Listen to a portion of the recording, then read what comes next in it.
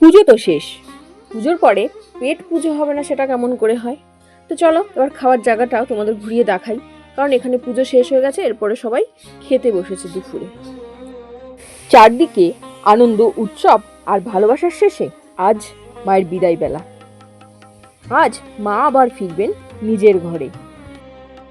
হাসি আনন্দ ঢাকের তালে তালে মা আমাদের জীবনে এসেছিলেন আলোর ঝলক হয়ে। কিন্তু সময় তো আর থেমে থাকে না, তাই আজ বলতে হচ্ছে আসছে বছর আবার হবে। বাড়ির কালী পুজো শেষ, আজ মা কালীর বিসর্জন। মনটা একটু খারাপ লাগছে, কিন্তু সঙ্গে আছে অনেক স্মৃতি। এই কয়েকটা ঘন্টা মা ছিলেন আমাদের বাড়িতে, পুজো আরতি সব মিলিয়ে আলাদা একটা শান্তি।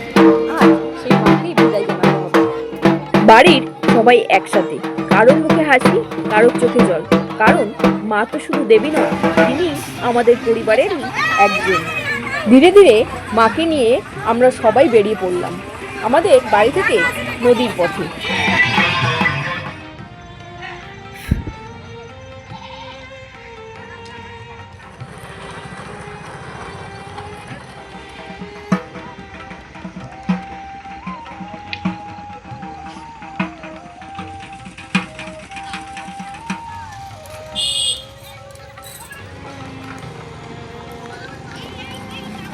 আমার মামি, বৌদি আর বোন তিনজন মিলে নিয়ে যাচ্ছে যে পুজোর সামগ্রিক, মানে ওখানে অনেক বলতে পারো ঘট আছে, তারপরে নানান রকম ফুল, তারপর হোমের যে ওই কাঠগুলো সেইগুলো। তোমাদের যেরকম বলেছিলাম যে প্রথমে আমি একা আসিনি, আমার সঙ্গে অনেকে এসছে। মামি ওরা যাচ্ছে এখন ওটা জলে বিসর্জন দিতে, আর পেছনে আসছে ঠাকুর নিয়ে আসছে তার বাড়ি।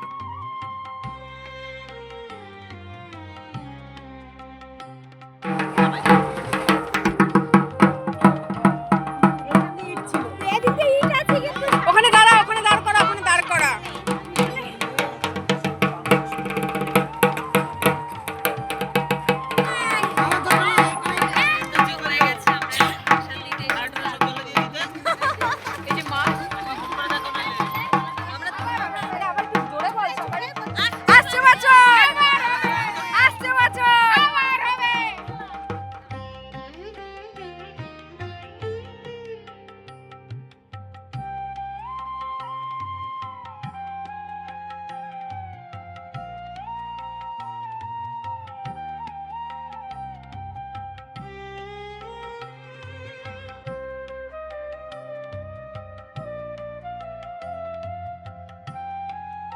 জলের কোণে মিশে যাবে মায়ের রূপ, কিন্তু মায়ের আশীর্বাদ থেকে যাবে আমাদের সাথে।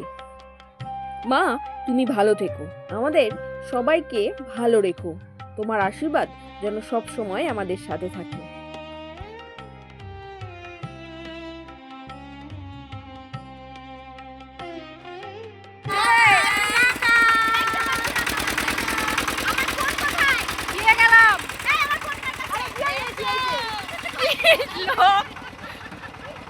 ফোন দেওয়ার পরেও নাকি ফোন কেন দিলে না, ফোন কোথায় আমার?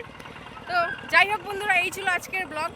যদি আমার ভিডিওটা আপনাদের ভালো লাগে থাকে তাহলে অবশ্যই লাইক, কমেন্ট, শেয়ার এবং সাবস্ক্রাইব করতে কিন্তু ভুলবেন না। দেখা হচ্ছে পরবর্তী ভিডিওতে, তত সময় ভালো থাকুন।